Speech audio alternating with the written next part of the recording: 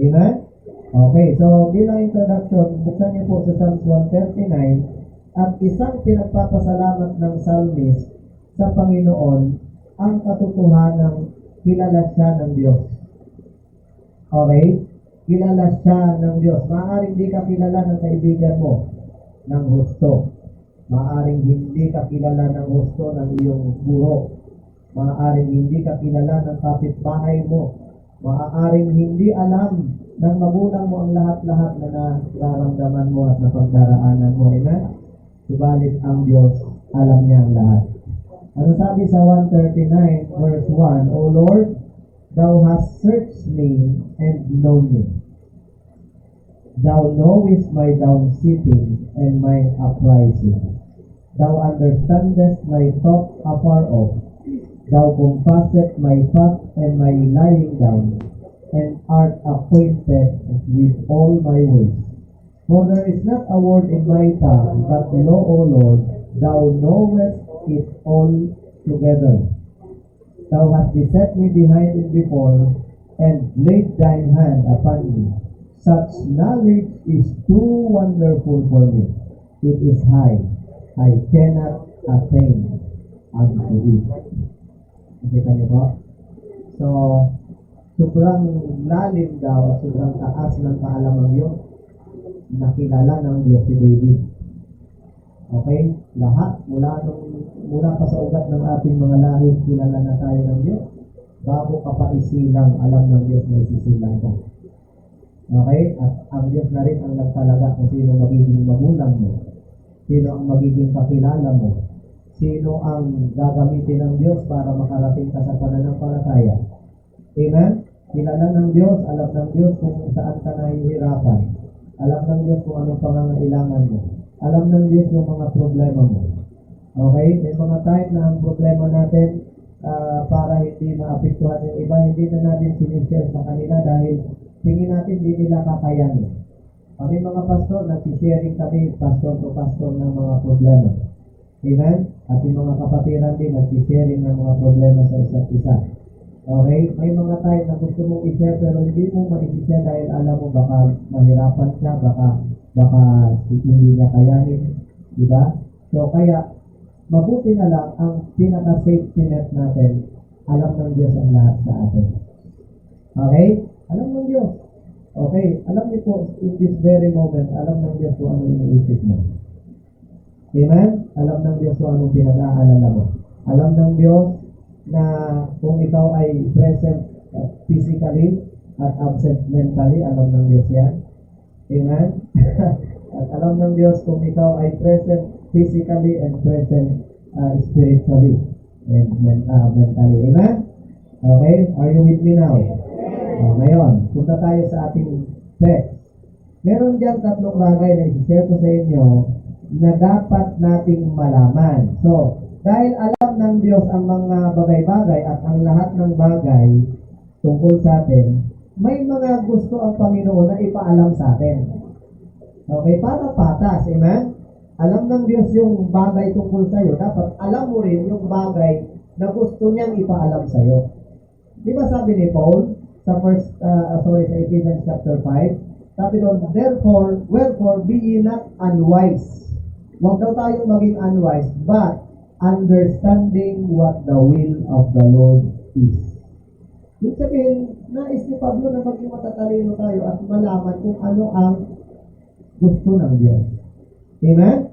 Okay, so 3 bagay na makikita nyo sa mga talatang yan. Una, merong analyzing a reality. 25, 31 hanggang 32. Analyzing a reality. Pansinin nyo po sa text natin. Okay? May mga realidad ang buhay na alam ng Diyos.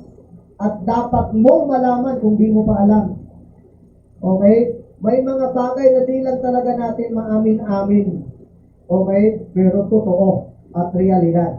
Okay? Basahin nyo sa 25. Sabi diyan, therefore I say unto you, take no thought for your life, what you shall eat or what you shall drink, nor yet for your body what you shall put on. Is not the life more than meat, or the body than raiment?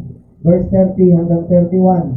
31 hanggang 32. Wherefore, therefore, take no thought, saying, what shall we eat, or what shall we drink, or wherewithal shall we be clothed? For after all these things do the Gentiles seek, for your heavenly Father knoweth that you have need of all these things. So ito yung mga realidad na dapat tanggapin natin. Okay? Number 1, o letter A, sometimes we wonder. Okay? Sometimes we wonder, yung wonder na W-O. Amen? Napapatanong tayo, nagtataka tayo. Bakit ba yung mga unbeliever nagpa-prosper? Bakit yung mga righteous hindi? Yan ang tanong ng psalmist sa Psalm 73 verse 3. Nagkakaroon daw siya ng envy sa mga unbeliever kapag sila'y nagpa-prosper. Why do the righteous suffer and the unrighteous prosper? Yan ang tanong niya. Bakit kung sino pa yung mga naglilingkod sa Panginoon? Diba? Yun ang tanong ng psalmist, diba? Bakit sila pa ang kapos-kapos? Bakit kung sino yung mga malalayo sa Diyos, sila pa ang nagpa-prosper? Okay? Hindi lang natin yan masabi ng harap-harapan at maamin, pero kailangan aminin yan. Sometimes we wonder, amen? Oo, sa sarili natin, kahit nag-iisa tayo, nakakapag-bulong-bulong tayo, amen? Lord, bakit mo kayo ganito? Amen? Tingnan nyo, verse 3. For I was envious at the holy when I saw the prosperity of the wicked. Tama ba? Alam nyo, huwag tayo magtaka dyan. Okay? Although, dapat aminin, nagtataka tayo dyan. Pero dapat huwag tayong magtaka. Kasi dahil, kahit si Jesus Christ po, hindi siya mayaman materially. Pinanganak siya sa hiram na sabsaban. Amen? Siya ay tumawag ng mga apostol at mga mangingisda. Okay? Siya ay nanghiram ng bangka. Okay, halos lahat sa Panginoong Kristo ay hiram. Amen? Ang hiram ng upper room, nagagamitin niya sa Last Supper, ng hiram ng Garden of Gethsemane, nagagamitin niya sa kanyang last prayer, di ba? Nang hiram ng, nang hiram ng asno, nasasakyan niya. Tama? Di ba? Tapos, pati yung kanyang damit, amen? Ay kinuha pa sa kanya at ang tinira lang yung saklot niyang piranggot at yung damit niya ipinagsugalan pa ng mga sundalo. Kahit yung kanyang libingan ay pinahiram din sa kanya ni Joseph de Arimathea. Okay? Amen? Ang Panginoon na uhaw at humingi ng tubig, sabi niya ay thirst. Okay? Tapos binigyan siya suka. Amen? Siya na may lalang ng daigdig, siya na may lalang ng tubig, siya na may lalang ng lahat ng bagay, ay nakaranas ng kasalatan. Okay? So bakit tayo magtataka kung ang Kristiyano makaranas din ng gano'n?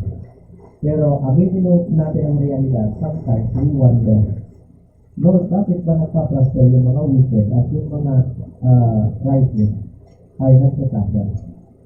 Okay? Letter B, sometimes we worry.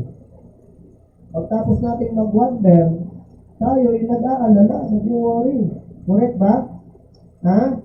O, siyempre, walang aamin at walang magsasabi, hindi ako reklamador. Di ba? Pero sa totoo lang, lahat tayo nakakapag-complain. Amen? Magmula doon sa isusuot, doon sa kakainin, doon sa iinumin, doon sa tinitirhan, doon sa hangin, di ba, sa araw, sa ulan, lahat nagrereklamo. Amen? Kung ang Panginoon nga magsasalita sa ating mga reklamo at sasagutin tayo, sasabihin ng Panginoon, ano ba talagang gusto mo? Pag mainit, sabihin mo, sobrang init. Pag maulan, sabihin mo, umuulan. Pag may pasok, sabihin mo, ba't ba may pasok? Pag walang pasok, ba't ba walang pasok? Okay? Di ba? Pagka ang presidente ay galing sa north, ayaw natin ng north, ba't ba sa north? Pag galing sa south, ba't ba sa south? Pag galing sa NCR, ba't ba sa NCR galing? O ikaw na lang ang presidente. Amen? So, Napakarami na pwede na sa natin i-complain. Amen? Yung mga anak natin, nung wala kang anak, sasabihin mo, Lord, bigyan mo ko ng anak, ba't ang tagal kong magkaanak? Tapos nung may anak ka na, pasaway naman tong anak na to, ba't ka pa lumitaw sa mundong to? Amen? Pagka di kumikibo ang anak, nagreklamo tayo, baka may sakit. Pag malikot, nagreklamo tayo. So ano na lang gagawin? Nakuha? So sometimes, we wonder, then, we worry. Nakaka-worry nga naman yun pag pino-compare mo sarili mo sa iba. Amen? Next. Sometimes, we wonder. So, hindi ko inaulit yung salita Yung wonder dyan ay WA naman. Yung tayo ay naliligaw. Tayo ay naggagalak. Okay? Tayo ay nag-i-stray. Basahin nyo. Psalms 119, verse 69. Sinabi ito ng psalmist, inamin niya na bago siya makaranas ng kapighatian, okay? Bago siya makaranas ng kapighatian, siya daw ay ano? Nasabi niya dyan sa 119, verse 69. Okay? Nandiyan na ba? 119 verse. Sorry, hindi 69, kundi 67. Sabi niya, before I was afflicted, I went astray. But now have I kept thy word. So sometimes, we went astray. Yung lugar na dapat kang tatakpuin ng Diyos, wala ka doon. Nagagala ka. Amen? Yung oras na dapat tatakpuin ka ng Diyos, wala ka doon. Amen? Yung posisyon, yung ating mga kalagayan sa buhay na dapat sana nagagamit ka na ng Panginoon, wala ka doon sa paggamit ng Panginoon. Gusto ng Panginoon, ready tayo Amen? Pero sometimes ang mga believers, paggala-gala. Okay? Naliligaw. Parang prodigal son. No? Pagkatapos hingin yung mana sa tatay, lumayas. At pumunta doon sa malayong lugar at nagpakasasa sa layaw. Okay? Tapos bumalik lang nung ubos na. Nakuha? Many times ganyan tayo. Okay? Wala namang prosperity dito sa Christian living ko. Subukan ko kayang mag-backslide. Subukan ko kayang huwag munang dumalo at atupagin ko muna itong mga gawain ko sa sanlibutan. Okay? So, ginagawa ang gabi, araw, ginagawa ang araw, gabi. Yung linggo, wala nang pahinga. Tanong, yumaman ka ba? Yun pa rin naman. Okay? So, ano ang naidulot sa'yo ng pag-wawonder? Amen? Then, sometimes, we worship not. Okay? So, siyempre nga naman, pagka nagtataka ka na, nag-worry ka na, naggagala-gala ka na, hindi ka na mag-worship. Matthew chapter 6, verse 33, sabi ni Jesus Christ, but seek you first the kingdom of God. Madaling kabisahin, aminin niyo. Pero hindi madaling lakaran. Hindi madaling isabuhan. Okay? Bakit? Lalo na kung ang nauna na sa atin ay yung pagtataka, yung pag-worry, yung paggagala, pagkaligaw, hindi ka na nakakapag-worship. Amen po? Realidad yan. No? Na imbis na mag-worship ka, hindi mo nagagawa. Okay? Mabuti pa itong si Job. Si Job po, pagtapos niyang ma-realize na yung lahat ng ari-arian niya wala na.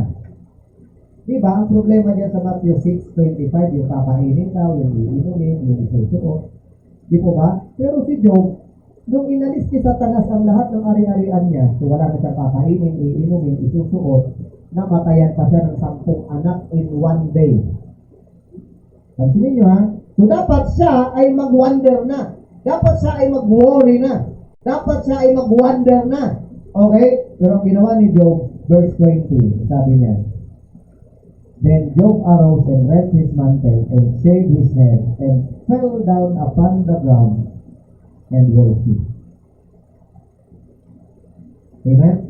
Hindi po yan normal. Okay? Ang nakakagawa po niyan ay yung may malalim na relasyon sa Diyos. Ako ha? Isipin mo, patay ang anak mo ng sabay-sabay, nagluluksa ka, pero ang inuna ni Job, lumuhod at nag-worship. At ang sinabi niya sa verse 21, and said, naked came I out of my mother's womb, and naked shall I return thither. The Lord gave, and the Lord hath taken away. Blessed is the name of the Lord. In all this, Job sinned not, nor charged God foolishly.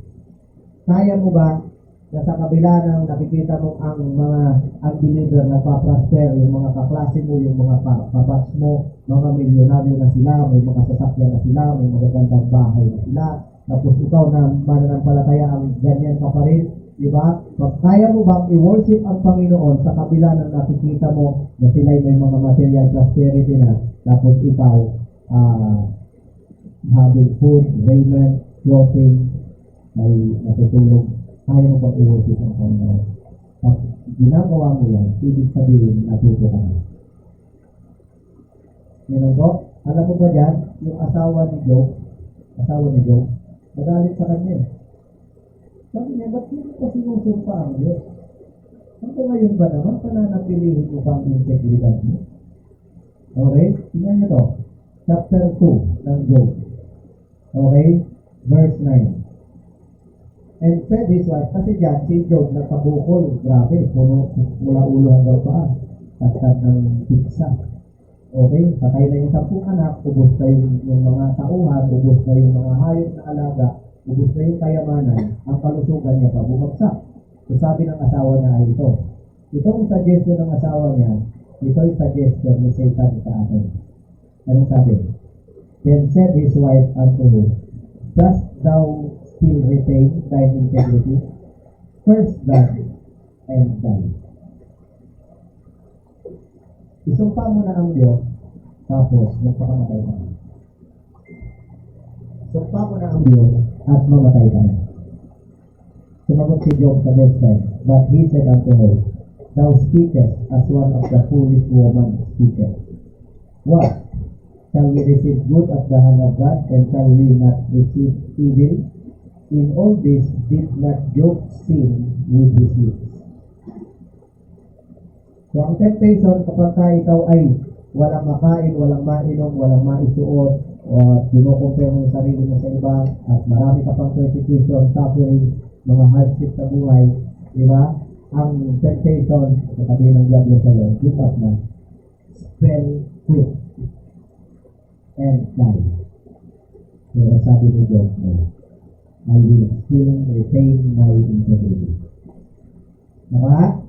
So, analyzing a reality. Yan ang tinuturo ni Jesus Christ yan sa Matthew chapter 6. Okay? Naaminin natin, sometimes ito yung mga nangyayari sa buhay natin. Okay? So, pangalawa, recognizing a priority. Verse 19 hanggang 24, pinapaalam ng Diyos sa atin. Alam niya ito na gusto niyang ipaalam sa atin. Amen? Na ma-recognize natin ang mga prioridad sa buhay. Pag nakita niyo ang verse 19 hanggang 24, merong 4 na dalawa dyan.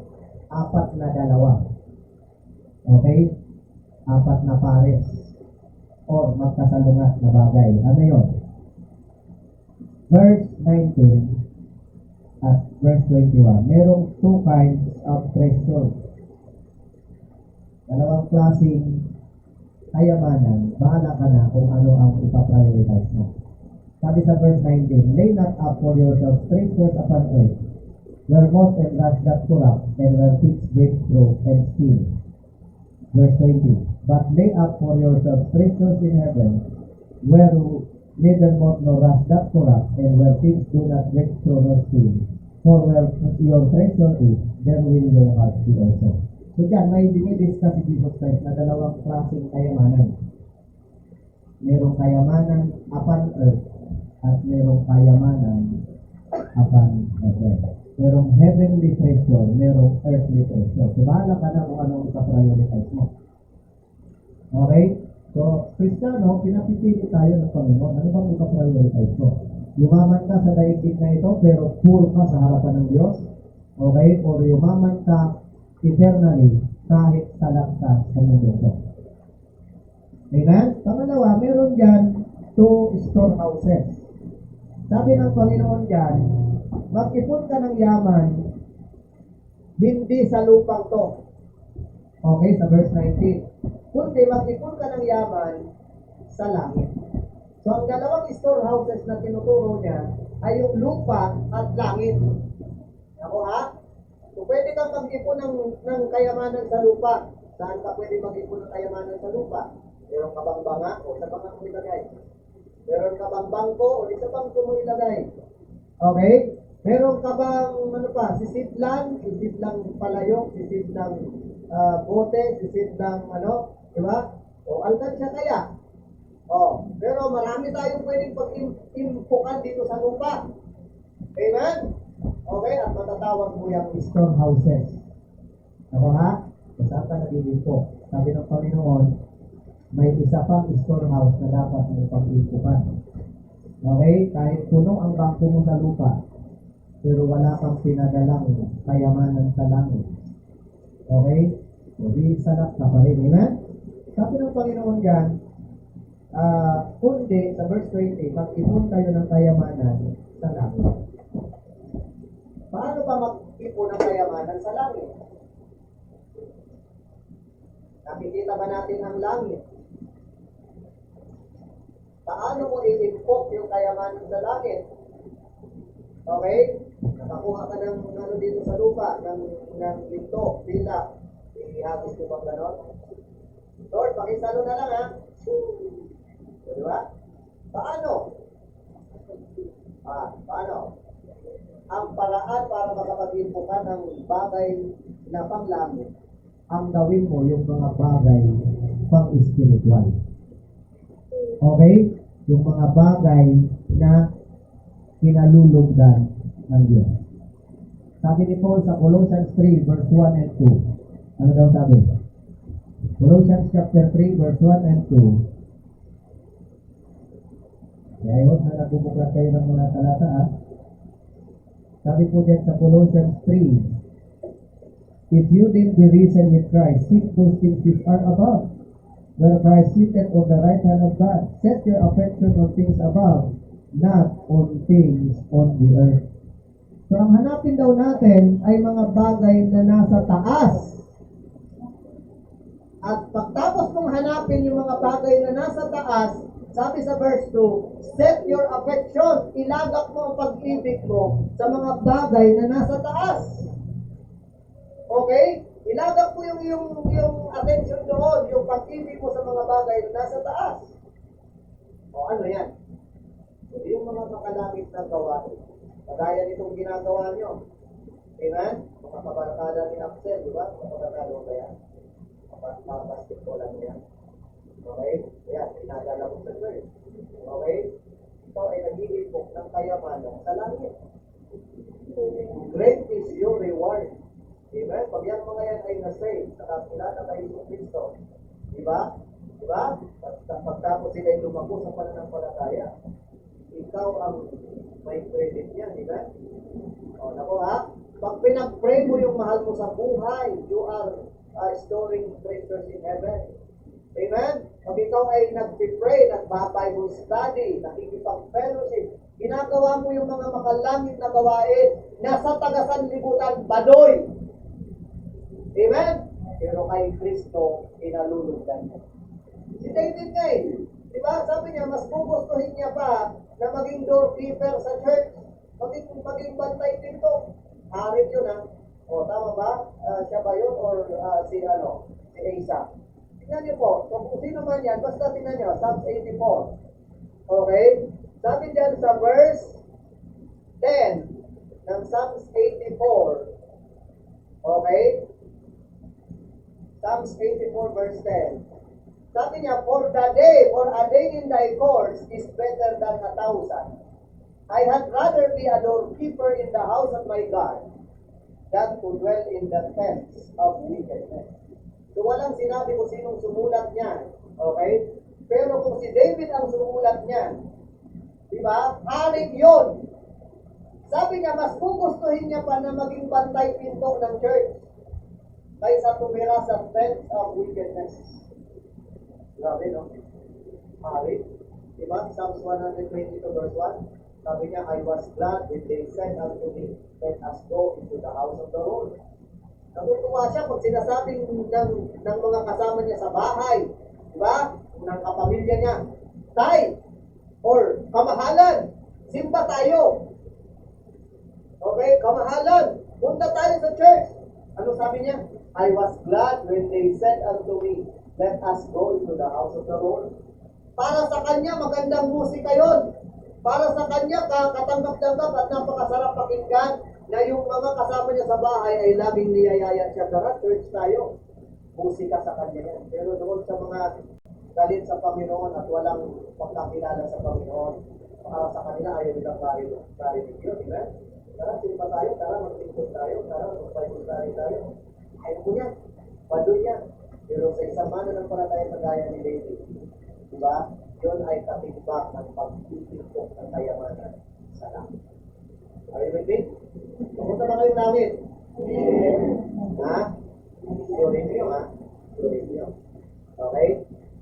Kung kayo'y papunta ng langit, sabi ni Jesus Christ, nauna na siya doon, John 14, diba? Mauna na daw siya doon. At paghahanda siya ng lugar para sa atin. At pag naghanda na daw siya ng lugar para sa atin, babalik siya para kunin tayo. Amen? At kung nasaan daw siya, nandun din tayo. Question. Kung naghahanda ang Panginoon ng lugar doon para sa iyo, nagpapadala ka na ba doon ng mga materyales para sa bahay mo doon? Amen? Magpadala tayo sa pamagitan ng ating pagpilipid doon habang buhay pa. Okay? 2 treasures, 2 storehouses. Pangalawa, 2 eyes. Okay? Makikita niyo sa verse 22 at 23. May dalawang klaseng mata dyan. Okay? Nabasa niyo yan? Sabi ni Jesus Christ, the light of the body is the eye. Ang ilaw ng katawan ay mata. Kung ang mata mo ay malinaw, okay, ang single dyan sabihin malinaw. If therefore thine eye be single, thy whole body shall be full of light. Amen? Hindi yan yung single pag ang mata mo puro lang. Okay? Ang katawan mo ay puno ng liwanag. Ibig sabihin niya ng single, malinaw. Okay? Tapos sabi sa 23, but if thine eye be evil, thy whole body shall be full of darkness. If therefore the light that is in thee be darkness, how great is that darkness? So, dalawang klaseng mata. Matang malinaw at matang malabo. Okay? At ang mata dyan, hindi lang yan physical na mata. Totoo po na ang entrance ng liwanag sa body natin, mata. Bukad lang siyang bulan. Kahit anong i-describe mo sa kanya, kung inborn siyang bulan.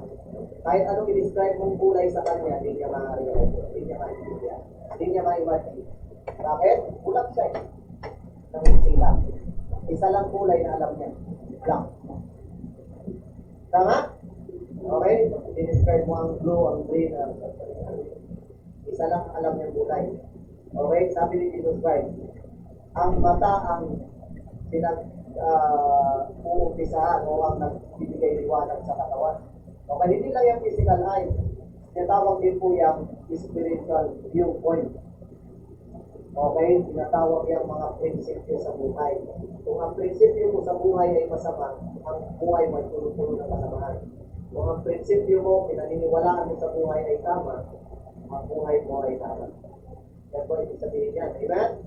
Viewpoint. Viewpoint. Okay? So, 2 treasures, 2 storehouses, 2 eyes. Pangalawa, ay pang-apat, 2 masters. Okay? So, mga priority na dapat i-recognize. So, sabi sa 24, no man can serve 2 masters. Or either he will hate the one and love the other, or else he will hold to the one and despise the other. You cannot serve God and Mammon. So, dyan sa mga tools na yan, alin yan ang ipaprioritize mo?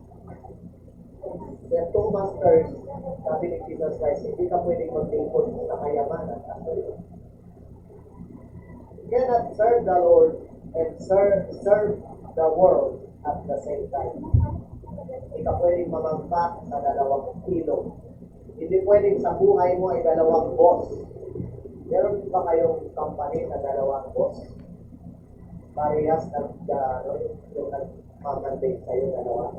Nagbibigay ng ulo sa'yo dalawa. Ang sabi ng isa, ito ba, yung gawin mo, sabi ng isa, linisin mo to, sabi ng isa, dumihan mo. Ilaw, linisin mo eh. Ilaw, dumihan mo eh. Okay? Ano gagawin mo? You cannot serve two masters. Sa buhay Kristiyano, ganun din. Amen? I-prioritize mo ang dapat. At sa buhay natin, bilang Kristiyano, dapat i-prioritize mo. Amen? Napakabuti niya sa atin. At walang dahilan para ihuli natin siya. Hello? Walang dahilan para siya ay mabaliwala sa buhay natin. Okay? So, analyzing a reality, recognizing a priority. Last thing, seizing an opportunity. Okay? We need to grasp an opportunity. Okay? 25 hanggang 34. Kailangan natin samantalahin ang pagkakataon. Alam niyo po ba na maraming pwedeng masayang pag hindi mo sinamantala? Okay? Tingnan niyo po. Letter A, don't frustrate God's grace. Diba? Recipient na tayo ng grace niya. Namatay na siya sa krus, nagbuhos ng kanyang banal na dugo. Nag-resurrect na siya sa libingan, umakyat na siya sa langit, nag-iwan na siya ng Bible, tumira na sa puso natin ang Holy Spirit. Di ba God's grace yan? At binigyan ka ng napakalaking potential. Sayang kung hindi natin i-grab. Sayang kung hindi natin i-seize ang opportunity. Panahon na dapat mag-i-school tayo sa Panginoon. Tama? Hindi mo kung masasayang ang oras natin sa pag-aalala. Masasayang ang mga oras natin sa paggagala. Masayang ang mga panahon natin sa pag-compare ng ating sarili sa iba. Na hindi natin na malaya na ang grace ng Diyos sapat araw-araw. Amen? Sabi ng awit kanina, di ba? His grace has no limit. His love has no measure. Di ba?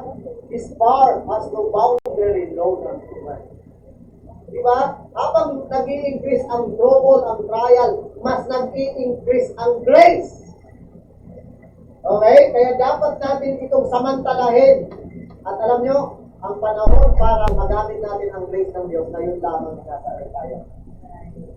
Ngayon mo lang pwedeng ang buhay mo ay gawin katanggap-tanggap at talagang useful sa Panginoon. Pagpatay ka na, hindi mo na pwedeng sabihin, Lord, ibalik mo ako sa lupa. Maglilingkod na ako ng talagang the best na paglilingkod. Giving my best to you. Hindi na. Kaya sabi ni Solomon, di ba? Honor or remember thy Creator in the days of thy youth. Bata ka pa. Sabi niya, alalahanin mo ng lumikha sa'yo. Di ba? Kasi may great potential na binibigay ang Diyos sa'yo. Yung mga kabataan na yan, kung kayo ay magpapagamit na sa Panginoon ngayon pa lang, yung kumanta dito kanina, bata pa yun. Okay? 10 years old lang yun. Nagsimula yan Sunday schooler. Okay? Napakaliit lang. Okay? Tapos palaro-laro lang. Parang si Gilay. Diba palaro-laro lang. Tapos pag may nagtutong leader, ang ginagawa ni Gilay, yung gusto namin. May nagtutong leader, pupunta dyan. Tapos sabayahin. So, hindi natatawa yung nagtutong leader. Okay? Diba? Pag may nag-pray, ganun din yun. Para mo nag-pray, diba? Ganyan lang yung mga nagko-choir na yan. Dati. Pero ngayon, ginagamit na lang. Nako ha? Great potential. Don't frustrate. Huwag natin sayangin ang biyaya ng Diyos. Basahin niyo sa verse 25. Sabi diyan, wherefore I say unto you, take no thought for your life, what you shall eat, or what you shall drink, nor yet for your body, what you shall put on. Is not the life more than meat, and the body than raiment?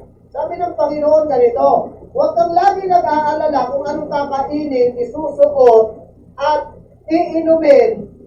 Masdan mo, mas dakila, mas importante ang katawan kaysa sa kasuotan. Totoo, di ba? Aanin mo ang kasuotan kung wala kang katawan. Aanin mo ang maganang sapatos kung putol ang paa mo. Amen? Aanin mo yung napakagandang palaputi sa buhok kung kalbo ka. Amen? Aanin mo yung gintong relo kung putol ang kamay mo. Sabi ng Panginoon, may katawan ka lang pag being thankful ka na. Diba? Mas mahalaga ang katawan kaysa damit. Naintindihan? O, huwag ka nang nag-aalala dyan. Tapos ang sabi ganito, sa verse 25, is not the life more than meat and the body than raiment? Sabi niya, yung buhay ay mas importante kaysa karne o kaysa pagkain. Totoo, di ba? Ang buhay ay mas importante kaysa sa pagkain. Kahit sandamakmak ang pagkain mo, kung di ka bigyan ng Diyos ng appetite, hindi ka makakakain. You can buy bed pag may pera ka, but you cannot buy sleep. Only God can give you sleep. You can buy food, but only God can give you an appetite. Amen? Pwede mong bilhin ang lahat ng material na bagay, pero ang Diyos ang maglalagay sa puso mo ng included. Naku ha? So huwag nating sayangin yung grace na yan. Tingnan nyo, verse 26. Behold the fowls of the air. Yung mga ibon daw. For they sow not, neither do they reap, nor gather into barns, yet your heavenly Father feedeth them.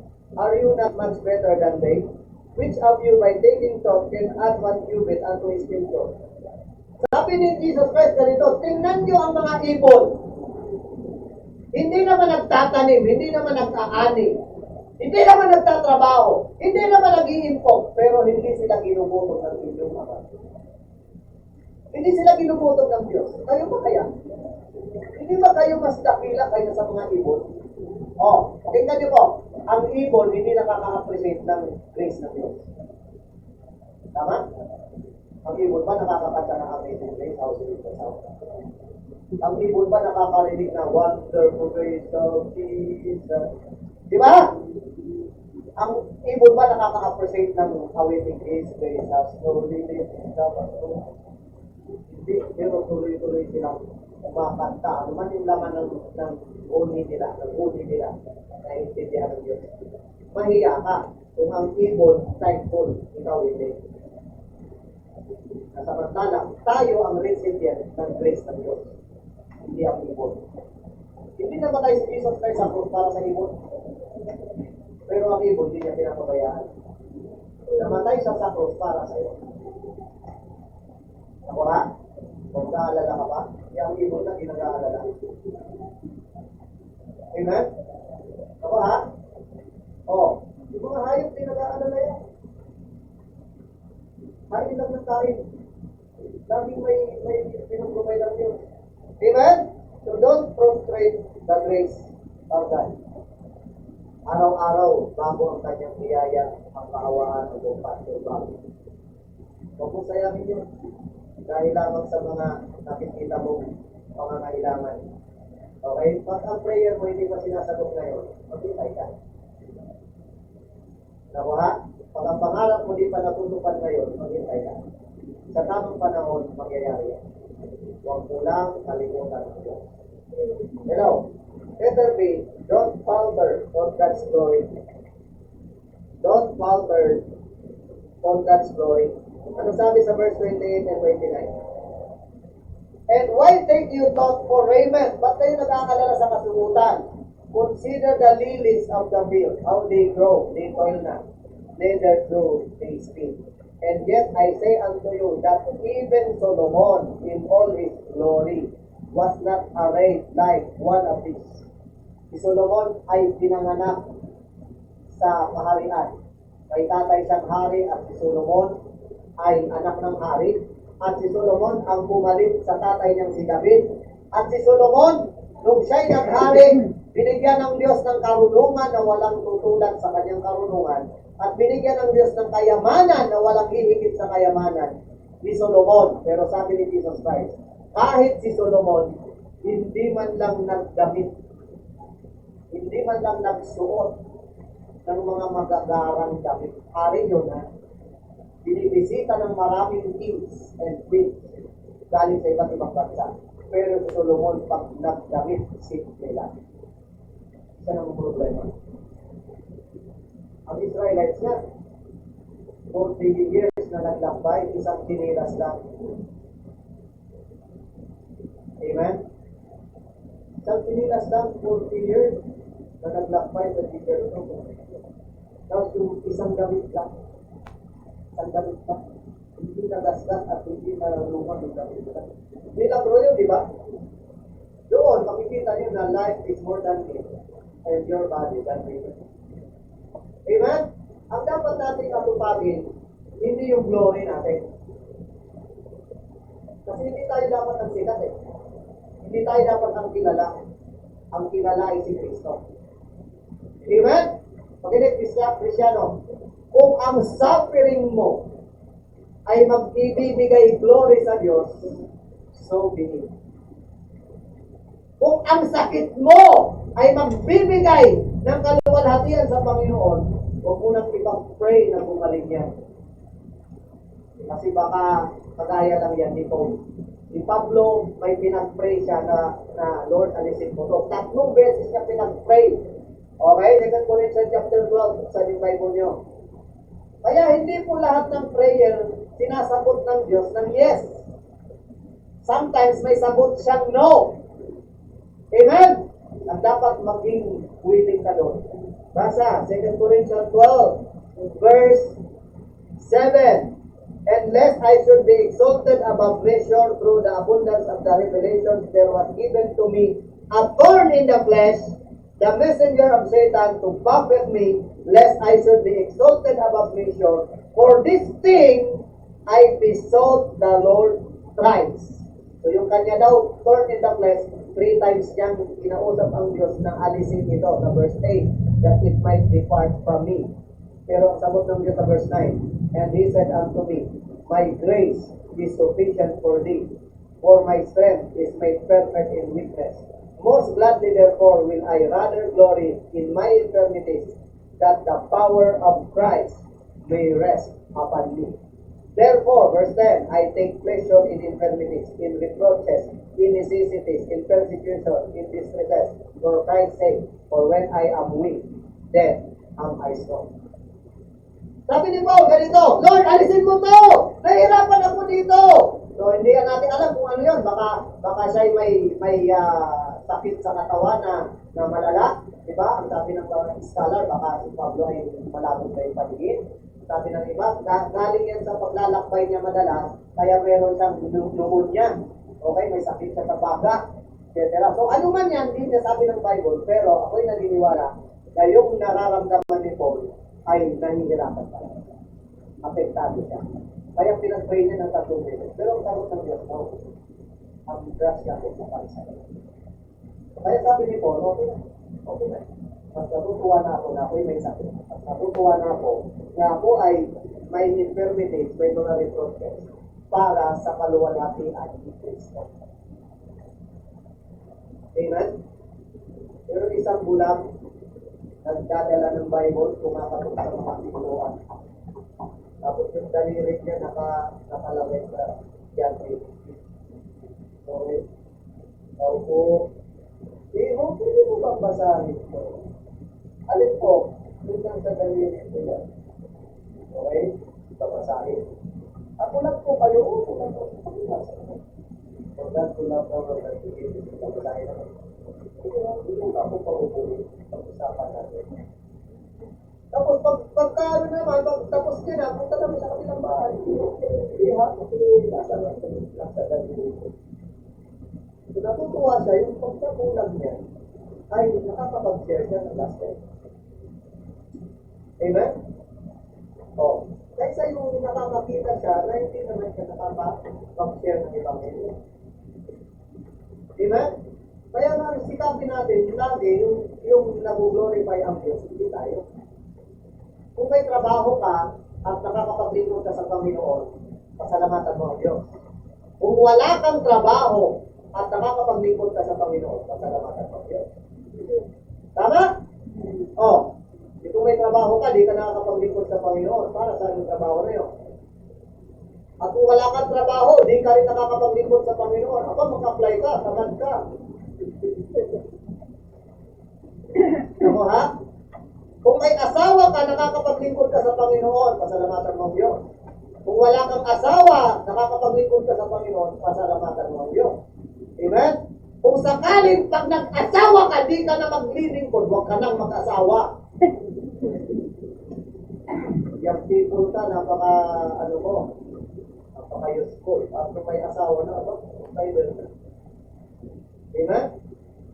Kaya paalala sa mga may anak, huwag niyong gagawin dahilan ang anak niyo na di kayo nakakapaglingkod. Bunga ng panalangin niyo yan. Baka po ng Diyos yan.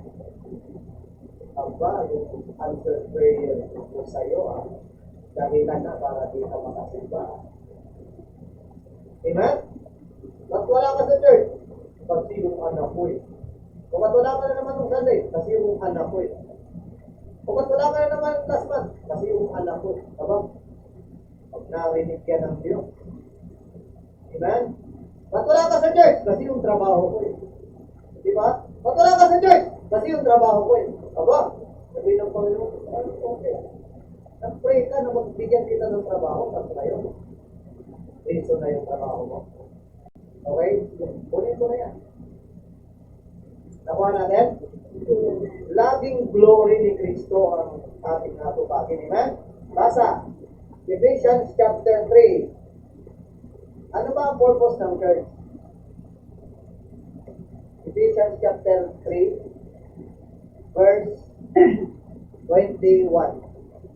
Unto him be glory in the church by Christ Jesus, throughout all ages, world without amen. World without end. Amen. Tama ba? Tama ba binasa mo? Unto him be glory in the church by Christ Jesus, throughout all ages, world without end. Amen. So, ang purpose pala ng church is to give glory to God. Kaya kung member ka ng church, ikaw yung pinakamatagal at ikaw ang pinakabago. Basta nasa church ka na, ang purpose ng Panginoon sa church to give glory to God. Kaya kahit ano ka pa, kahit sino ka pa, kahit katiting lang yung talento mo. Amen? Ibigay mo yun sa Diyos dahil gagamitin niya ng Diyos para magbigay glory sa pangalan niya. Amen? Basta nandun ang availability. Intindihan? The greatest ability is availability. Kahit able ka, pag di ka available, di ka magagamit. Hello? Letter C. Don't fail to live godly. Don't fail to live godly. Sabi ng Panginoon sa verse 33 to 34, but seek you first the kingdom of God and His righteousness, and all these things shall be added unto you. Hindi naman sinasabi ng Panginoon na di niya ipoprovide eh. Ang sinasabi ng Panginoon, huwag mag-alala. Siya bahala. Amen? Mas maganda yung siya bahala kaysa ikaw ang bahala. Ano ang mas safe? Yung sabihin natin sa Diyos na thy will be done, or sabihin ng Diyos sa'yo, thy will be done. Pag sinabi natin sa Diyos, Lord, thy will be done, safe. Bakit? All-powerful siya. Napakatalino niya. Kaya niyang gawin na ang imposible sa'yo maging posible. Pero pag sinabi mo, Lord, I can manage myself. Huwag ka muna dyan sa senaryo, ako muna bahala. Sabihin ng Panginoon sa'yo, okay, thy will be done. Tingnan natin kung saan naabot yung 20 pesos mo. Amen? Ang 20 pesos sa Diyos, maraming maaabot. Yung 20 pesos sa kamay mo, walang naaabot. Porket wala. Kaya nga tinuruan tayo mag-tithes eh. Alam niyo ba yun? Kasi ang tithes, 10% yan ng 100% mo. So ang 100% na dumating sa'yo, kantasin mo yung 10 sa Diyos yan. Para connected ang trabaho mo sa Diyos. Ginawa mong godly ang trabaho mo, kinakantas yung 10%, kasi yun ay utos ng Diyos na ibigay mo yun sa Kanya. Ibigay, ibalik. Hindi ka pa nakakapagbigay pag binalik mo ang 10%. Amen? Ang giving nangyayari, ang offering doon sa 90%. Okay? O ganito, pag naging faithful ka sa tithing, sasabihin ng Diyos sa'yo, kaya kitang buhay sa 90% na natira sa iyo. Dahil nagtiwala ka sa akin ng 10%. Pero pag ang 100% kinuha mo at di mo binigyan ang Diyos, sasabihin ng Panginoon, tingnan ko kung saan naabot ang 100% na kinuha mo. Sa mga trabaho po natin, ang Diyos kapartner natin, kasosyo natin. At ang share niya lang na hinihingi niya lang sa atin na balik. 10% lang. Hindi kailangan ng Diyos ng pera natin. Mayaman ng Diyos. Amen? Siya may-aring blessing. Kailangan ng Diyos katapatan ng puso. Kasi kung kailangan ng Diyos ang pera natin, 50-50. Amen? Sabihin ng Diyos, okay, mag-usap tayo ngayon. Okay? Ako magbibigay sa iyo ng lakas. Ako magbibigay sa iyo ng talino. Ako ang mag-iingat sa pagbiyahe mo. Okay? Na di ka magkasakit, sige. Pero pag sahod mo, 50-50 lang. Sige. Sa 10% lang, kaya na ng Panginoon ma-determine kung ikaw ay anak na kasunod. Si Adan, isang puno lang ang pinasubok niya sa kanila. Maraming puno sa garden. Isang puno lang baksan. Tama? Sa 7 days, isang araw lang hinihingi sa atin. Marami pa dyan bumabagsak. Amen? Sa 100%, 10% lang. So sabi dito, don't fail to live godly, mas importante pa rin na ang Diyos ang namamahala, ang Diyos ang nagmamanage sa'yo. Okay, maging kontento tayo. Di bali nang hindi yumaman, basta nabubuhay ka godliness. Okay, basa. Sa sanlibutan daw ito, First Timothy 6. Marami na tayo magtapos. Okay? Yung mga optimistic, pag sinabing malapit na magtapos, nagpilipid na ng Bible yan.